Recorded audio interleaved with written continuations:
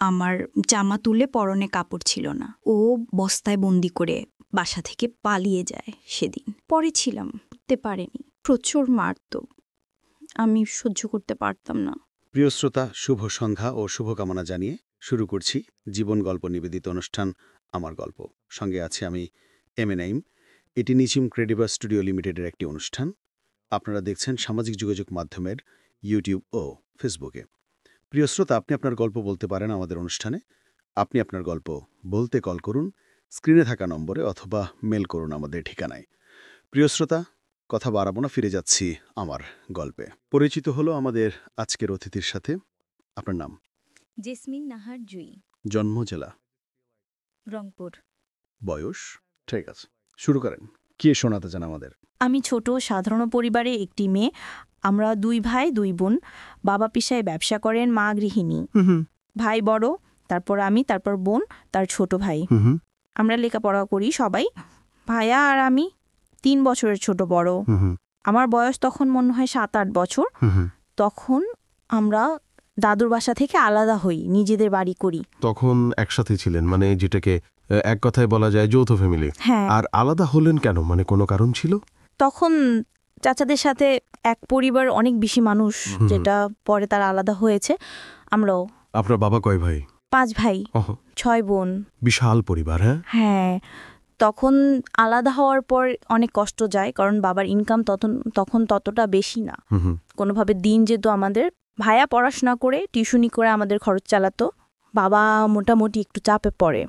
পরে নানু বাবাকে বলে যে আমার বাড়িতে তো কেউ নেই, আমরাই 2 জন, তো আমি জেসমিনকে নিয়ে যাই, আর ওখানে থাক। বাবা কিছু বলে না, মাকে বলে আমায় নিয়ে যায়। আমি ওখান থেকে পড়াশোনা করি, আমার বড় হয়ে ওঠা। নানু নানি খুব ভালো মানুষ ছিলেন, আমায় অনেক আদর করত। নানু মসজিদের ইমামতি করত, আর আমি নানি সহ বাসায় থাকতাম। তখন তো আমি ছোট মানুষ, খেলা সাথীরা ছিল, একসাথে খেলতাম। স্কুলে ভর্তি হই, স্কুল থেকে এসে নানুর বাসার পাশে একটা মাঠ আছে, সেখানে আমরা অনেকে খেলতাম। পরে এভাবে দিন যাচ্ছে। আমি তখন মনে হয় ক্লাস 2-তে পড়ি। আচ্ছা, তখনকার কথা। আচ্ছা, মাঝে বাড়ি আসনি? না, আমি বাইরে আসিনি। মা বাবা মানে সবাই মাঝে মাঝে নানুর বাড়ি আসতো, এজন্য আর বাড়িতে যাওয়া হতো না। তখন আমাদের পরীক্ষা ছিল সম্ভবত, তো পরীক্ষা দিয়ে বাসে ফিরতেছে, হালকা বৃষ্টি পড়ে। বাসা থেকে স্কুল কত দূর? প্রায় 10-15 মিনিট লাগতো যেতে। আচ্ছা, তারপর? সেদিনও আমি স্কুল শেষে বাসায় আসি, তো হালকা বৃষ্টি পড়ছে। আমি খুব তাড়াতাড়ি আসছি, কেউ নেই, আমি একা, সবাই ছেড়ে গেছে। তো আকাশই ডাকছে, আমি ভয়ে কান্না করছি আর দৌড়াচ্ছি। তখন এক মামা আমায় দেখে ডাক দিয়ে বলে, আমু কান্না করো কেন? আমি বলি, মামা ভয় লাগছে, আকাশ খারাপ, বাড়ি যাব। পরে মামা বলে, ঠিক আছে চলো, আমি পৌঁছে দিয়ে আসি। আমার সাথে আসে মামা, আমায় চকলেট নিয়ে দিল, বিস্কিট নিয়ে দিল। আমি তো সেই খুশি, মামা সহ আসছে। তখন মনে হয় মামা ক্লাস 8-এ পড়ে। তো নানুর বাসার কাছাকাছি এসে মাঠের কাছে যখন আসলাম, ওখানে একটা বাঁশঝাড় ছিল। মামা আমায় বলে, এই বাঁশঝাড়ে ম্যাজিক দেখা যায়, তুমি দেখবে? আমি বলি, হ্যাঁ আমি দেখব, দেখাবে? পরে মামা বলে, এসো দেখাচ্ছি। আমায় নিয়ে বাঁশঝাড়ের ভেতরে যায়। ওখানে কিছু গাছ ছিল, ওগুলা হেলিয়ে আমার শোয়ায়। বলে, কোনো কথা বলবে না, এখানে ম্যাজিক আসবে। এটা বলে মামা আমার জামা তুলছে। আমি মামাকে বলি, মামার সুরসুরি লাগে, কি করো? পরে আমি বলি, কথা বলবে না। আমি আছি চুপচাপ চকলেট খাচ্ছি। মামা আমার দিকে এসে আমার একটা হাত নিয়ে, এটা কি মামা ভাগ্নির মাঝে কিভাবে হয়? আসলে এটা স্বাভাবিক ঘটনা নয়। তারপর? তখন আমি জামা প্যান্ট ছেড়ে উঠে দৌড় দিই। নানু আমায় অবস্থায় দেখে বলে, কি হয়েছে, কাপড় কই? চিৎকার চেঁচামেচি করে। পরে নানু এসে আমার পাশে বসিয়ে বলে, কি হচ্ছিল, কে করেছে? তখন আমি বলি যে ওই মামা এভাবে এটা করেছে। আচ্ছা, আসলে আমাদের কিছু মানুষ সমাজে আছে যারা সব দিকেই দুষ্টামি করে, কিন্তু এমন কিছু করার আগে নিজের মন বিবেককে প্রশ্ন করতে হবে যে আমি যা করতে চাইছি আসলে সে কি তার যোগ্য। এই জন্যই কিছু কিছু মানুষ সমাজে হয় অনেক ঘৃণিত। আমি সকলকে বলবো, এই ধরনের কাজ থেকে আমরা সবসময় বিরত থাকার চেষ্টা করব। তারপর এটা নিয়ে অনেক কিছু ঘটে যায়, এমনকি মারামারিও হয় নানুর সাথে। পরে মা বলতো আমায় এখানে রাখবে না, একবার এমন হলো, পরে আবার যদি এমন হয় তখন কি হবে। অনেক কথা হয় এটা নিয়ে। পরে নানুর বাসা থাকি। মামা তখন আর গ্রামে থাকতো না। আমি যখন 7-8-এ পড়ি তখন আমার মাথায় এই জিনিসটা খুব আসে যে মামা সেদিন আমার সাথে ওখানে কি করতে চেয়েছিল। পরে আমি লেখাপড়া করতাম, ভালোই ছিলাম, দেখতেও একটু ভালো ছিলাম। তখন একদিন স্কুল থেকে ফেরার সময় দোকানের পাশে দেখিয়ে মামা বসে আছেন। তখন তো আমার মাথায় অন্য কেউ ছিল না, শুধু মামাই ছিল, কারণ জীবনে প্রথম মামাই এটাই বুঝায়। তাই তখন থেকে মামাকে ভালো লাগা, যদি উনি আমার বয়সের অনেক বড়। পরে কি আপনি মামার? হ্যাঁ ভালিয়া, আমার বর্তমান যে হাজবেন্ড। আচ্ছা, শেষে বিয়ে করেছেন মামাকে? জি। তারপর বলেন। যখন ওনাকে দোকানে দেখি তখন বসে আছে, আমি সেভাবেও তখন চিনতে পারিনি, কারণ অনেক দিন দেখা হয় না, কথা হয় না। পরে আস্তে আস্তে গিয়ে আমি ওনার পাশে দাঁড়াই। আমি তখন ওনার দিকে দেখছি, হালকা দাড়ি রাখছে, দেখতে সুন্দর হয়েছে, মানে এক কথায় অসাধারণ একটা মানুষ ভাইয়া। উনি আমার দেখে তাকালো, কথা বলে না, আমিও কথা বলি না, শুধু দেখছি। পরে আমি কিছু না বললে ওখান থেকে আসতে শুরু করি। তখন আরেক মামা আমায় ডাক দিয়ে বলে, আম্মু শুনে যাও। কোন মামা ডাকলো? আপনি যাকে পছন্দ করেন সে মামা নাকি আরেকজন? অন্য আরেক মামা। ও মামা তখন আমায় চিনে পারিনি। তারপর? পরে আবার আসলাম, কিন্তু আমি এসে আবার ওনার দিকেই তাকাই। তখন কেন যেন ওনাকে দেখতে আমার খুব ভালো লাগতো। পরে যেই মামা ডাকে উনি বলে, কি খাবে? খাও, খেয়ে যাও। আমি বলি, না মামা, কিছু খাবো না। পরে ওই মামার কানে কানে বলি, আচ্ছা মামা, এই ছেলেটা অমুক মামা না? তখন মামা বলে, হ্যাঁ, তুই চিনতে পারিসনি? তখন মামা বলে, কে কাকে চিনতে পারিনি, কি বলছিস? পরে এই মামা ওনাকে বলে, ভাগ্নি, তোর কথা বলছে যে এটা ওই মামা কিনা, তাই বললাম। পরে উনি বলে, তোর ভাগ্নি বলতে তোর তো কোনো বোনই নাই, আবার ভাগ্নি কি পাবে কই? মানে আপনার কথাটা আমিও ঠিক বুঝে উঠলাম না। তাহলে উনি কেমন মামা আপনার? উনি আমার নানা ছোট ভাইয়ের ছেলে, আমার অনেক ভালোবাসতো। ওনার নিজের কোনো ভাগ্নি ছিল না। ও আচ্ছা, এবার বুঝতে পারছি। পরে মামা বলে, এই জেসমিন রে পাগল। মামা যখনই বলছে জেসমিন, তখনই উনি উঠে দাঁড়ায়, আমার দিকে তাকিয়ে আছে। তখন আমার চেহারা ততটা ভালো ছিল না, কিন্তু দেখতে বেশ ভালোই ছিলাম আর কি। পরে মামা আমার দিকে তাকায় আর আমি ওনার দিকে তাকিয়ে আছি। বেশ অনেকক্ষণ পরে ওখানে মামা সহ নাস্তা করে আমি ছোট মামা সহ বাসায় আসি। সেদিন উনাকে দেখে আমার আরো ভালো লেগে যায়। মানে কি বলবো ভাইয়া, আমার আরো এক গভীর মনোভাব তৈরি হয়ে যায় ওনার উপর। পরের দিন ছিল শুক্রবার। তখন জুমার নামাজের কিছু আগে আমি আমার এক বান্ধবীকে নিয়ে আরেক বান্ধবীর বাড়ি যাই। মানে ওই মামার চাচাতো বোন আমার বান্ধবী ছিল। তবে আমার উদ্দেশ্য তো তখন ছিল বান্ধবীর বাসা যাওয়া না, ওর সাথে দেখা করা। মানে এক মায়া প্রেম জন্ম নিয়েছে তখন আপনার মাঝে ওনার উপর। একদম ঠিক কথা বলেছেন ভাইয়া। আসলেও তখন ওনার উপর আমার এত মায়া জন্মেছে যা হয়তো আপনাকে বলেই বোঝাতে পারবো না। তারপর আমরা দুজন ওখানে গেলাম, অনেকক্ষণ ছিলাম। পরে আমি আমার বান্ধবীকে বলি, তোর ভাই বাসায় নেই?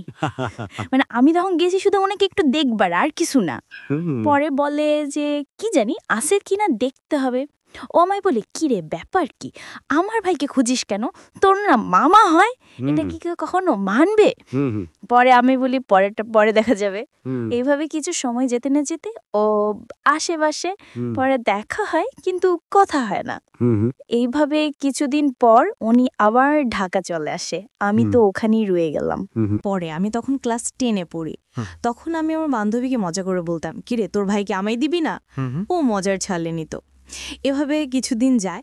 পরে আমি একদিন ওকে বলি, পুরো বিষয়টাই বলি যে দেখ রিনা, ওর সাথে আমার এটা হয়, ও আমায় এটা করেছে, এই জন্য আমি ওকে ভুলতে পারি না, আমি কখনো কোনোদিন ওকে ভুলবো না। এখন কি করা যায় বল না, আমায় ভালো কিছু পরামর্শ দিয়ে যেটা করলে আমার ভালো হবে, এমন কিছু বল। তখন ও আমার কথা শুনে হাসে। আমি কিচ্ছু বুঝে উঠতে পারিনি যে ও কেন আমার সাথে এমন আচরণ করছে। পরে চলে আসি ভাষায়। আমার যতদূর মনে পড়ে সেদিন সন্ধ্যায় ও কথা বলছিল ওর মামার সাথে, আর তার পরের দিন থেকে ও আমায় মামি বলে ডাকতো। পরদিন স্কুলে এসে আমার মামি মামি বলে ডাকে, আমি রেগে বলি, এই কি বলিস, এসব কিছু খেয়ে আসছিস নাকি? পরে আমায় বলে যে হাজার হলেও দুই আমার মামার বউ হবি তো, মামাই তো। মজা করছিল আপনার সাথে। পরে আমায় বলে, তোর জন্য একটা দারুণ খুশির খবর আছে, শুনবি? আমি বলি, কি খবর বল? ও আমায় বলে, বলবো কিন্তু 5 টাকা দে। 5 টাকা? পরে আমি বলি যে মাখি 5 টাকা না, যা খাবি খাওয়াবো, আগে বল শুনি। তারপর পরে আমি বলে, মামা তোকে অনেক পছন্দ করে, যদি তুই চাস মামা তোকে বিয়ে করতে রাজি। আমি বলি ফাইজলামি করিস আমার সাথে? পরে বলে আরে না, সত্যি কথা, কাল রাতে আমি মামার সাথে কথা বলছি এগুলো নিয়ে। মামা তখনই কথা বলছে, তখন তো ভাইয়া আমার শুনেই সেই খুশি লাগছিল, মানে কি বলবো, হয়তো আপনাকে বলে বোঝাতে পারবো না। পরে আমি ওকে বলি আমার এখন বিশ্বাস হচ্ছে না যে এটা কখন হবে। তখন ও আমায় বলে কি বিশ্বাস না হলে তুই কথা বল। আমি বলি আমি কিভাবে কথা বলবো, আমি আজ পর্যন্ত ওনার সাথে কথাই বলিনি, শুধু যা দেখা হয়েছে চোখে চোখে। পরে বলে যা কথা বলার রাস্তাও আমি করে দেবো এখন। তখন থেকে শুরু হলো মামার সাথে কথা বলা। পরে অনেক দিন কেটে যায় দুজনে ভালোবাসার মাঝে। আমি মাস্টার্স কমপ্লিট করেছি যখন, উনি সেকেন্ড ইয়ারে পড়ি, তখন বিয়ে করি। মামা এতদিন আমার জন্য অপেক্ষা করে। আচ্ছা, পরে বিয়ে কি পারিবারিকভাবে হলো? আসলে বিয়ে আমাদের একা করা হয়, পরিবার ছাড়া। কারণ আমার পরিবারের অবস্থা এখনও একেবারে শোচনীয়। তাছাড়া আমায় অনেক জায়গা থেকে দেখতে আসে, আমি একটার পর একটা না করে দিই, অনেক খোঁজ আসে, আমি বিয়ে করি না, এগুলো নিয়ে বাসায় অনেক ঝামেলা হয়। একটা সময় আসে আমি বাধ্য হই বাসা থেকে বের হয়ে আসতে। যখন বাসা থেকে বের হয়ে আসি তখন কোথায় যাব, কোথায় থাকবো, এগুলো নিয়ে একটা সমস্যা তৈরি হয়। আমি সেদিন বসে কাঁদছিলাম। কেন কাঁদছেন কেন? আমি রাগ করে বের হয়ে এসে এক জায়গায় বসে কাঁদছি। তখন ওনার ভর্তি হয়নি, হবে মনে হয়। তখন আমি বাসা থেকে বের হয়ে আর যাইনি এখনো। ও আচ্ছা, কথা হয় না বাসায়? হ্যাঁ, এখন কথা হয়, মাঝখানে কথা হতো না। আচ্ছা, তারপর? ওকে কল দিয়ে অনেক বকাঝকা করি আমি, যে আমার জীবনটা নষ্ট করতে যাইছো কেন, আমি কি ক্ষতি করেছি তোমার এত। তুমি নিজে তো বোঝো, যেখানে তুমি আমায় বোঝাও, আর যদি সেখানে তোমায় আমার বোঝাতে হয় তাহলে কি হবে, কি করবে বলো। তখন ওকে আমি বকাঝকা করার পরও আমায় বলে বাদ দাও এসব, আর ভাল লাগে না, তুমি চলে এসো, এখন আর সময় এভাবে নষ্ট হচ্ছে না বাসায় যাওয়ার মতো, তাই চলে এসো, আমরা বিয়ে করি। তারপর দিন ও আমায় জাকা পাঠায়, আমি বাসা থেকে বের হয়ে চলে যাই ওর কাছে। আচ্ছা, পরে কয়েকদিন এক বাসায় থাকি, তারপর ও একটা বাসা ভাড়া নেয়, দুজনের পরিচয়। তখন একসাথে থাকতে শুরু করি। আচ্ছা, যাওয়ার পরে কি বিয়ে করেন দুজনে? না, কিছুদিন পরে বিয়ে করি। ও আচ্ছা, এই সময়টা কোথায় ছিলেন? কয়েকদিন অন্যের বাসায় ছিলাম, ওর পরিচিত কেউ হবে, তারপর ওর কাছে চলে যাই। আচ্ছা, পরে ওর কাছে যাওয়ার 1.5 থেকে 2 মাস পরে বিয়ে করি। তারপর আমাদের এই বিষয়টা ওর বাসায় মেনে নেয়নি, কারণ ওর আর আমার বয়সের ডিফারেন্সটা অনেক বেশি। আমায় নিয়ে ওর বাসায় এক সময়ে অনেক ঝগড়াঝাটি হয়ে যায়। অনেক চেষ্টা করে ও ওর পরিবারকে মানাতে, অনেক চেষ্টা করেও ওর পরিবারকে মানাতে। শুধু ও না, আরও অনেকে চেষ্টা করেছে আমাদের বিষয়টা ওদের বাসে মানিয়ে নিতে, কিন্তু ওর বাবা এটা মানেননি। তবে ওদের বাসায় সবাই মানত, শুধু ওর বাবা ছাড়া। আচ্ছা, না মানার পেছনে কোনো কারণ আছে? হ্যাঁ, বললাম না যে আমি ছোট থাকতে মামা। হ্যাঁ হ্যাঁ হ্যাঁ, এটা নিয়ে তো মারামারি হলো। জি, এই জন্য উনি আমায় মানবেন না, এটা ওনার ডিসিশন। পরে আমরা আর বাসায় যেতাম না, ঢাকায় থাকতাম, সময়টা ভালোই যাচ্ছিল। আমি চাকরি করি, ও চাকরি করে, সংসার জীবনে তখন 4-5 বছর পার করেছি। তখন আমার গর্ভ হয়, প্রেগনেন্ট, আর বয়স সম্ভবত 5 মাস। তখন একদিন ও আমায় বলতেছে যে আমার খুব জরুরি বাসায় যাওয়া লাগবে, আমি হয়তো 2 দিনের মধ্যে আসব, তুমি এখানে থাকো। আচ্ছা, এর আগে ওইভাবে ও গেছে আসছে, তাই ভয় পেতাম না আর কখনো। একইভাবে ও সেদিনও যায়। তার পরের দিন আমি বাসার উঠানে পাশের রুমের ভাবিসহ বসে গল্প করতেছি। এমন সময় খবর আসে আমার নানাও মারা গেছেন। ইন্না লিল্লাহি ওয়া ইন্না ইলাইহি রাজিউন। আল্লাহ যেন নাকি জান্নাতুল ফেরদাউস নসিব করেন। তারপর ও যখন বাসা থেকে ফোন করে আমায় এই কথা বলে, আমি তখন বুঝিয়ে উঠতে পারিনি কি করব। পরে ও আমায় অনেকভাবে বোঝালো যে আমি ঢাকা থেকে বাসায় যাব, কিন্তু অসুস্থ, একা কিভাবে যাব, কি করব। আচ্ছা, পরে ওর এক ফ্রেন্ড আমায় গাড়িতে তুলে দেয়, আমি চলে আসি। নানুকে দেখার পর আমি যেন আর আমি ছিলাম না। আমি এমনিতেই অসুস্থ, কিন্তু ওই সময় যা আমার মাথায় আর তা ছিলই না। যা হোক, পরে নানুর জানাজা শেষে আমরা চলে আসব। তখন আমি ওকে বললাম যাব, না হয় আর 2টা দিন পরে যাই। এটাই আমার কষ্টের কারণ যে কেন আমি একথা বলি। তখন কিছু না বলে ও আমায় মারধর করে ফেলে রেখে চলে যায়। কেন মারধর করার কোনো কারণ ছিল? আমি কিছু বুঝে উঠতে পারিনি কেন আমায় এসে মারধর করে। তারপর কয়েকদিন আমি অসুস্থ, তারপর যখন একটু সুস্থ হলাম, পরে আবার আমি তার কাছে ফিরে যাই। আমার বাচ্চা হয়, আমার বড় মেয়ে। তখন ও আমায় কথায় কথায় বকাবকি করত, বাসায় বাজার করে না, ও বাইরে খায়, আর কোনো খোঁজ খবর রাখে না, ও ওর মতো চলে। এমন হওয়ার পেছনে কারণ কি? তখনই কোনো বিষয় আপনি জানতেন যে কি কারণে উনি এমন করছেন আপনার সাথে? না, আমি জানি না। তবে ওর ইচ্ছে ছিল যেন ছেলে হয়। ও আচ্ছা, মেয়ে হয়েছে বলে আপনাকে টর্চার করত, এমনটা কি মনে হয় আপনার? আমার কাছে তাই মনে হতো। তারপর? পরে আমি একদিন ওকে বলি, আমার আর সহ্য হচ্ছে না, আমি পারতেছি না এভাবে নিতে। যদি তোমার আর ভালো না লাগে তাহলে আমি আমার মতে চলি, তুমি তোমার মতে চলো। আমার কথা শেষ হয়নি, আর তার আগে ও একটা থাল দিয়ে আমার মাথায় মারে। মাথার এই পাশটা ফেটে যায়, রক্ত ঝরছিল। ও কিছু না বলেই ঘর থেকে বের হয়ে চলে যায়। মেয়েটা তখন কান্না করতেছিল।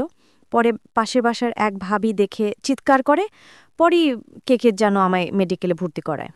তারপরও আমি ওর কাছেই ছিলাম। এভাবে দিনের পর দিন আমায় মারধর করত। অনেক কষ্ট হতো, ঠিকমতো খাইতে পারতাম না, শুধু কাঁদতাম যে কি করলাম জীবনে, আমার এটা করাটা কি ঠিক হলো? এমন একটা সময় আসে ভাইয়া, আমি ওর সাথে কথা বলতে ভয় পেতাম, যে কথা বললে বুঝি আমায় মারবে। এমন ভয় লাগতো সবসময়, একটা আতঙ্কর কাজ করতো যে কখন জনি আমায় মারে। এমন একটা ভয়ে সবসময় আমার মনটা থাকতো, সবসময়। আসলে আপনাদের মাঝে এমন একটা সময় আসছিল যখন মনে হতো দুজনের জীবনটা একদম আলাদা হয়ে আসছে, তাই তো? জি ভাইয়া, আমি কখন ভাবতেই পারিনি এমন কিছু করবে আমার সাথে, আমার জীবনটা এমন হবে। আমি সবসময় ওর ভালোটা চাইতাম। তারপর কি হলো? এভাবে চলতে চলতে একটা সময় আসে যখন আমি আর নিতে পারছিলাম না, আমার আর সহ্যও হতো না। ও আমায় এত পরিমাণ মারতো যেটা আমি ভাষায় হয়তো বোঝাতে পারবো না। এই ভয়ে আমি নিশ্চুপ হয়ে থাকতাম। এমন কোনো রাত নাই যে কাঁদিনি। এমনও দিন গেছে 2 দিন না খেয়েছিলাম, কারণ ঢাকায় আমার এমন কেউ নাই যে আমি তার কাছে যাব, মনের কথাগুলো বলবো। কিভাবে আমি কি করব বুঝাতে পারি না। শুধু চোটের পানি ছাড়া আর আমার কিছুই ছিল না। আমার কান্না থেকে সেই সব কিছু বন্ধ করে দিতাম। আমরা ছোট আরাবিকে দিয়ে অনেক কষ্ট নিয়ে থাকি, অনেক কষ্ট নিয়ে। জুরি বলতে মুদাসসির ভাইয়া, আসলে আমি বললে বুঝাতে পারবো না। আমার কিচ্ছু করার ছিল না। যখন মেয়ের বয়স 2 বছর হলো, তখন আমি ওর পায়ে ধরে বলি যে আমায় যদি তোমার ভালো না লাগে তাহলে আমায় ছেড়ে দাও, তোমার ইচ্ছে। তখন সে আমায় আবার ভালোবাসা দিয়ে অনেক কথা বলে, বলতে বলতে আবার মারা শুরু করে। সেদিন এত পরিমাণ মেরেছে ভাইয়া, আমি ওখানে পড়ে গেছি, কিছু বলতে পারতাম না। আহা, এটা কি জীবন! পরে আমি নিজে ডিসিশন নিয়ে আমি আর থাকবো না। পরে আমি নিজে চলে যাই মেয়েকে সাথে নিয়ে। আচ্ছা, এখন আপনি কি করেন বা কিভাবে আপনার সংসার চলে? এখন আমি একটা কোম্পানিতে জব করতেছি, ওখান থেকে যা আসে তাই দিয়ে আমার দিন যাচ্ছে, চলছে আর কি। এর মাঝে আর বাসায় যাওয়া, ভাই বোনদের সাথে কথা হয়নি? না ভাইয়া, বাসা থেকে আসার পর থেকে আর কারোর সাথে কথা হয়নি। বাবুরাও আমার সাথে, তারা আমায় জুলে গেছে হয়তো, কারণ আমি তো ওদের কিছু না বলে চলে আসছি। এখনই ভাবে দিন যাচ্ছে। তবে আমি আল্লাহর কাছে এটাই চাইবো যে ও যেন ভালো থাকে, সুস্থ থাকে, আর আমার মেয়েটার জন্য দোয়া করবেন যেন আমার মেয়েটা কখনো আমার মতো জীবন না পায়। অবশ্যই আল্লাহর কাছে আমরা সর্বদা এটা কামনা করি। মেয়ে পড়াশোনা করছে? হ্যাঁ, মেয়ে পড়াশোনা করতেছে, এবার ক্লাস 6-এ পড়ছে। যাক, এটা ভালো দিক। আপনি নিজে একজন শিক্ষিত মানুষ হয়ে যে অবকাঠামোর শিকার, এটা থেকে আপনাকে এই উপলব্ধিটা নিতে হবে যে আপনি যতটা কষ্টের শিকার হয়েছেন, মেয়ে যেন এমন না হয়। হ্যাঁ, দোয়া করবেন ভাইয়া যেন মেয়েটাকে প্রতিষ্ঠিত করতে পারি, এটাই আমার স্বপ্ন, আর কোনো কিছুই নাই। তা অবশ্যই। প্রিয় শ্রোতা, আমরা এতক্ষণ জেসমিনের গল্প শুনছিলাম। তো জেসমিন, আমার গল্পের পক্ষ থেকে আপনাকে ধন্যবাদ। প্রিয় শ্রোতা, আমার গল্প নিবেদিত অনুষ্ঠান আমার গল্প, এটি নিজুম ক্রিয়েটিভ স্টুডিও লিমিটেডের একটি অনুষ্ঠান। এতে আপনি আপনার গল্প বলতে পারেন। আমাদের অনুষ্ঠানে আপনি আপনার গল্প বলতে আমাদের কল করুন স্ক্রিনে থাকা নম্বরে, অথবা মেইল করুন আমাদের ঠিকানায়। এতক্ষণ আমাদের সঙ্গে থাকার জন্য ধন্যবাদ জানিয়ে আজকের মতো এখানেই বিদায় নিচ্ছি। আমি MA নাইম। দেখা হবে অন্য কোনো আরেক আমার গল্পে। খোদা হাফিজ।